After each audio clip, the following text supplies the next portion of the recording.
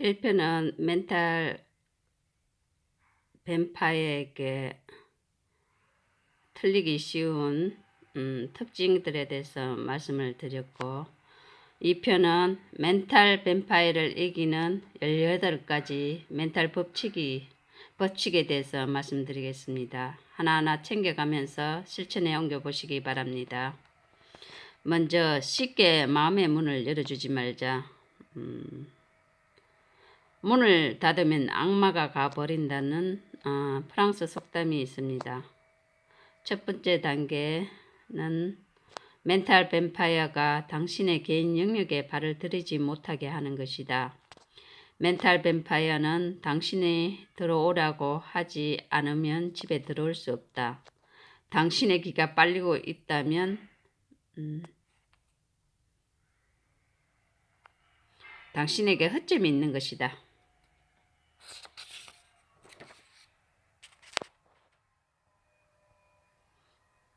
두 번째로 그들의 진짜 모습을 파악해야 한다. 뱀파이어는 햇빛을 무서워한다. 먼저 이들을 알아볼 수 있어야 한다. 멘탈 뱀파이어는 가까이에 있다. 눈에 불을 켜고 주변을 살핀다. 더 이상 바보가 아니라는 점을 알린다. 멘탈 뱀파이어가 거부해도 거울을 들이대고 자신의 모습을 보게 해야 한다. 이 일을 할 때 감정에 동요 없이 해야 하며 스트레스를 받아서도 안 되고 분노해서도 안 되고 마음이 약해서도 안 된다. 냉정함을 유지한 채 멘탈 뱀파이어에게 자신의 실체를 알려준다. 그리고 멘탈 뱀파이어의 실체를 주변에 알려야 한다.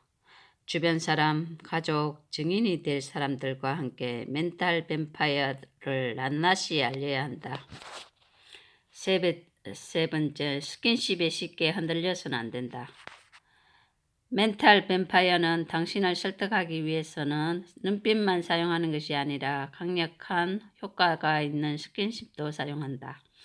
감동시키거나 애정이나 공감 같은 감정을 건드리는 것이 아니라 당신의 손이나 어깨처럼 당신의 일부를 직접 건드리는 스킨십이다.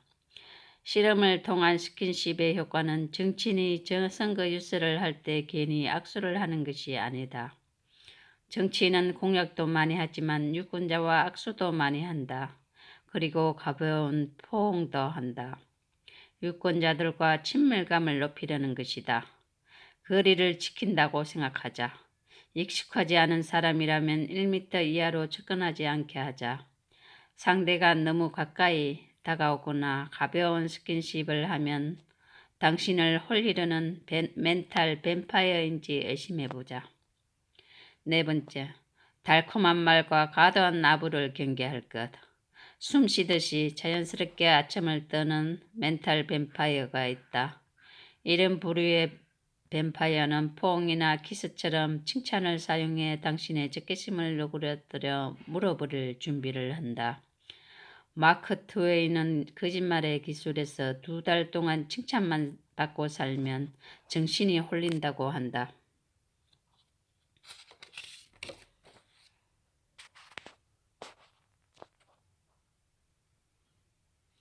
파리는 식초를 잡을 수 없다. 이 원리를 잘 아는 멘탈 뱀파이어는 칭찬 기술을 길러 먹잇감을 잡으려고 한다.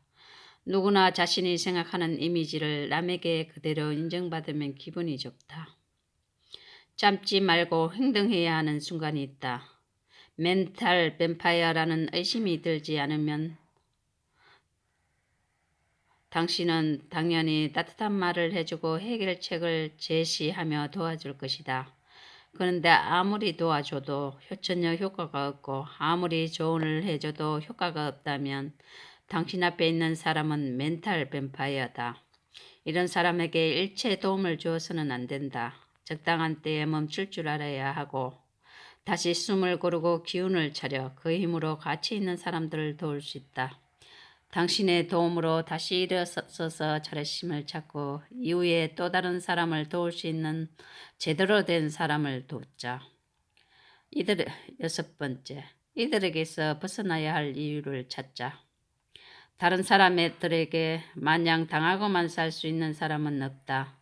멘탈 뱀파이어에게 물리면 좋은 순간은 잠시뿐이며 해악이 더 크다. 멘탈 뱀파이어와 엮이지 않게 새로운 생활 습관을 들이는 것이다. 지금까지 일요일마다 멘탈 뱀파이어와 같은 어머니 집에 갔거나 멘탈 뱀파이어 같은 언니에게 매일 전화를 했다면 이제는 당신에게 우선적으로 중요한 활동을 해서 습관처럼 만들자. 7번째, 적절한 대화 방법이 필요하다. 멘탈 뱀파이어에게 낚이지 않으려면 적절한 대화법을 알아야 한다. 가능한 분명하고 정확히 말하는 것이 좋다.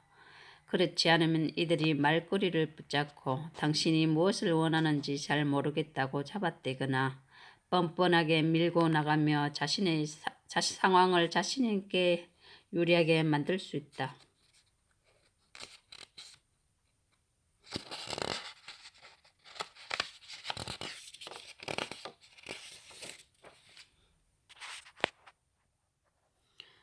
두려움을 거두면 당하지 않는다. 겁내지 마라. 는 성경 속 마태복음과 요한복음에서 나사렛 예수가 여러 번 하던 말이다.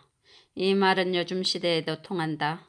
멘탈 뱀파이어를 상대할 때 실천해야 하는 말이다. 실제로 멘탈 뱀파이어는 당신을 쉽게 이용하기 위해 두려움을 무기로 사용하기 시작한다. 9번째, 어설픈 동정심은 필요 없다. 혼자 남거나 버림받는 게 두려운 사람은 멘탈 뱀파이어 같은 사람이 주변에 있을 때 당할 수 있는 빌미를 준다. 이미지가 망가질까 전전긍긍하는 공인은 이를 이용하는 멘탈 뱀파이어 같은 사람들의 과도한 부탁을 들어준다. 마음속의 두려움을 호기심 있게 바라보고 두려움에 휩싸여서는 안 된다. 이를 위해서는 자존감을 키우는 것이 필요하다. 10번. 적당히 합리적으로 베풀자. 누군가에게 수여를 해도 빈혈에 걸리지 않을 정도까지 해야 한다.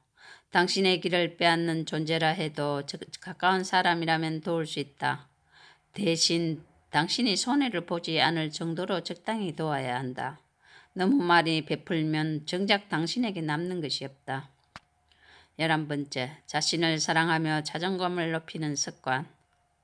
배우자, 가족, 회사 사람이 멘탈 뱀파이어일 때 당신은 몇 달 동안 그 사람을 변화시키고자 그의 행동이 당사자나 당신에게 해를 끼친다고 일깨워 주려 했을 것이다.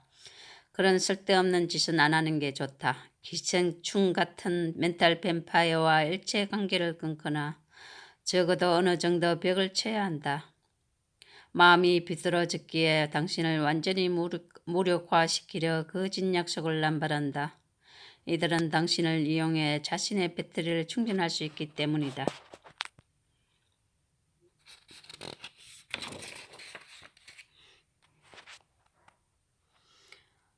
제대로 존중받는 법을 배울 것. 멘탈 뱀파이어에게 당하지 않으려면 다른 사람의 무례한 태도에 제동을 걸고 용기를 내어 자신을 존중하는 법을 배워야 한다. 물건처럼 취급받을 때 가만히 있지 않고 다른 사람에게 예의를 시켜달라고 이야기할 때 제대로 존중을 받을 수 있다. 외모, 옷차림, 태도를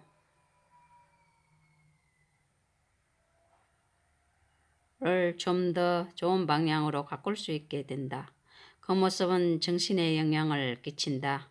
당신이 당당한 모습을 보이면 자신감도 생기고 주변 사람들에게도 존중을 받는다. 더 이상 경쟁을 두려워하지 말고 충돌을 피하지 말자. 마음속으로만 끙끙 앓지 말고 말을 하고 의견을 전하자.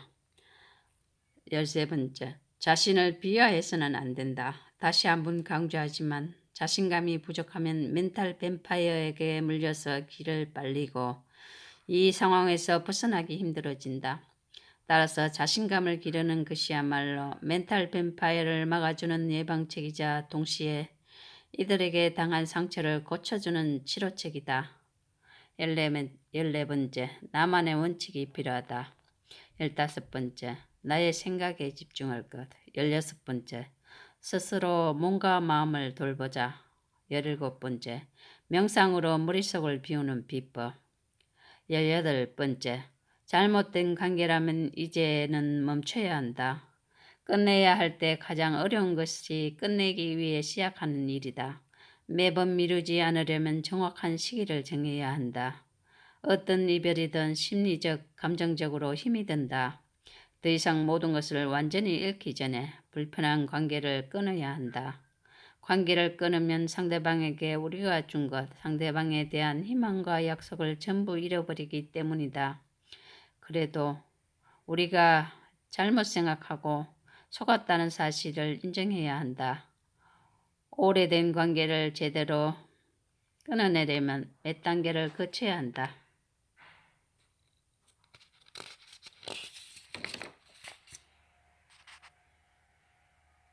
첫 번째 단계는 관계를 끊을 때 죄책감이 들어가 마음이 나약해져서는 안 된다. 당신이 아니었으면 누군가가 피해자가 되었을 것이다.